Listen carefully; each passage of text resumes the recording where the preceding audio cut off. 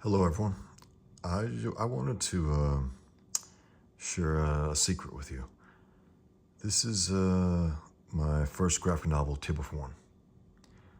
I published it 20 years ago this year, and it's something that I wrote and drew, penciled, inked, lettered, and I even added the gray wash myself and published it.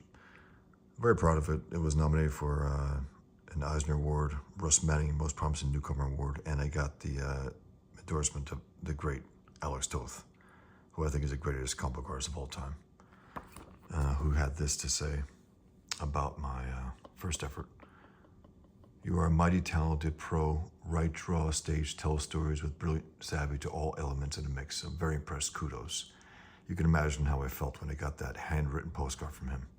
Incredible. And Joe Zabel had some nice things to say as well as Dennis Kitchen. And I just wanted to basically focus on one aspect of the book. You can get it at my store. I have a 2018 edition. It's updated, a little more fixes, edits here and there, things that I thought would make it look better after a certain number of years, things that I overlooked maybe. But there's one aspect here that no one knows about. And it's something that it's a hidden secret in plain sight. That's really what it is. And it's a story about one night in an underground restaurant in Manhattan with the character. He's a writer named William Howland. It's a day off, but he's asked to go to work today. And he goes in and he meets the characters of the restaurant. I got some funny exchanges here. At least I think they're funny. Where Will walks in and he meets he sees the chef, Massimo. He's the only Italian in the entire restaurant. He's a black guy. So when he walks in, Massimo says, Will. Will says, Massimo. Will likes to write on the rooftop of his apartment, and he's been getting a little sun. So Massimo says, you're finally getting some color, kid. And Will says, yeah, my fair skin burns easy. And Massimo says, oh, really now? And what, my skin's unfair? And Will's like, good one. Massimo says, good one? And they start having a staring contest, right? And Massimo starts cracking up. And Will says, it's getting tired, old man. Sorry for that tangent. I'm prone to do that. But here we are. Will walks into the dining room. He sees some of the workers before the night shift begins.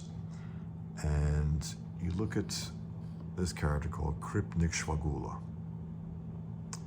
He's, I guess, an amalgamation of a lot of workers I used to work with over the years in the restaurant business. Whether he's Albanian or Yugoslavian or something, or European of some sort.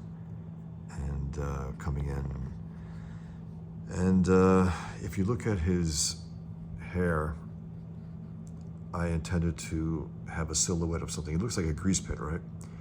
But if you look at it, it has two forms. And I really, even at this point, I hate to spell it out because I never spelled it out for people. It's been a hidden secret in plain sight for 20 years.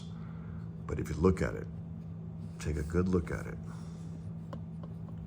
you might be able to figure out what it is. So I'll give you a chance for a little bit just to take a look at it and see what you make out of it. You can see it right there within his hair. Basically, this is, he sees the restaurant business as a kiss-ass business. Not as a decent job which you can do between other jobs or between your career to make a little money on the side, but it's just a kiss-ass business, right? And so what is he? He's a consummate ass kisser. So that's a silhouette of him. His profile puckering up against an ass. And it's drawn that way throughout the entire book, whether it's on the side, whether it's there. It changes forms a bit, even if it's on the angle. You can see it. You got a double ass kiss right there. And it goes like that throughout the entire book. And let me just go through some of the art here. I think you might like it if you haven't gotten it. So yeah, you see it again here. A little up close there. there as well. And you got a smaller version of it on the side. But then when he gets into the actual ass kissing, you can see a change form. That's a pretty clear one right there as well, if you can see that. But yeah, so then we get into the night. It's a busy as hell night.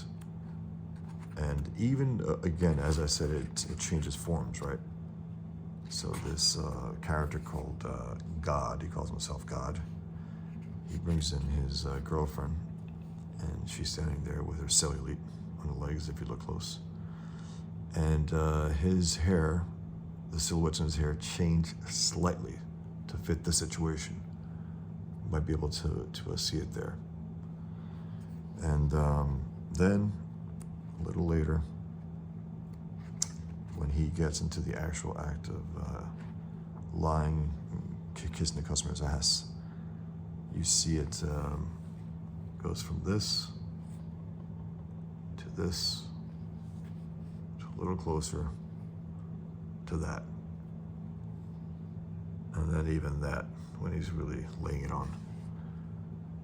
And then there's something happens also, because you got the boss named Richie DeGrotto, right? He's another guy who thinks it's a kiss-ass business. You know, so when he loses it at the end, the boss, right? Because things go to hell. He's not too happy with how the night went. And let me show you quick. Okay. So when he enters the meeting that he called, his hair is also a grease pit at this point. It's messy completely as opposed to what it was prior. You look at him there, tries to be as neat as he can, and then when the beast comes out, the hair from his chest comes out. It literally comes out through his shirt, if you notice. I've been doing that for years with these type of characters, even with the jihadists in my Pigman comics. So if you look close, it's mini versions of the Kripnik ass-kissing design over and over again throughout his hair. It's a little more clear at this point, right here. So I had a lot of fun doing that. Again, it's repeated throughout the entire thing. And no one was expected to get it. No one was really,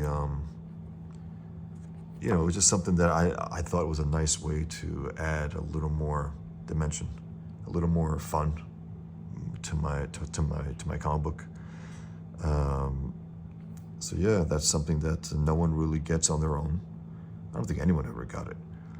But it was just a nice little addition to my story. So yeah, check it out.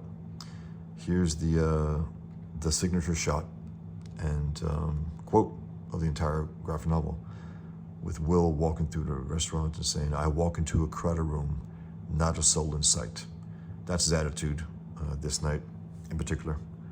He you know, he's a writer. He does this for a living, but he'd rather just go home and get writing. But yeah, it was a fun thing to do, to take my experiences in the restaurant business and introduce it myself as a cartoonist in the comic book industry with a book with that as a background. There's like a little mini universe in there, all types of people. And so yeah, check it out if you haven't. And there's a few other things also. You know what? Let me mention. It's pretty obvious, but the boss himself, Richie, you look at his face. I think you could put two and two together, what his nose and what his chin are. And then also, he's smoking his cigarettes, and he puts them out in he puts out his butts in an ashtray. It's just fun stuff like that. I mean, it's just throughout the entire book, you have these little hidden things. But okay, another thing, when a god comes in, right? He calls himself God because Richie, the boss, says, "Godfather." He goes, "God, just God." And if you notice him, he wears two black crosses. And he's a double crosser. That's what he is. So things like that, it's just fun stuff to get into the book. And then this is where I debuted what I think is an original thing, at least according to some critics. They never saw it before. I never saw it before either. But it's having a panel within a panel where someone is literally seeing through someone. Because that character is behind Richie, the big guy. So it was also something that I really enjoyed doing, and I did a number of times in the Infidel comic as well. So, thanks for listening. Check it out. If you haven't, you can get it at my store, boschfawstin.com. And until next time, take care. Thanks.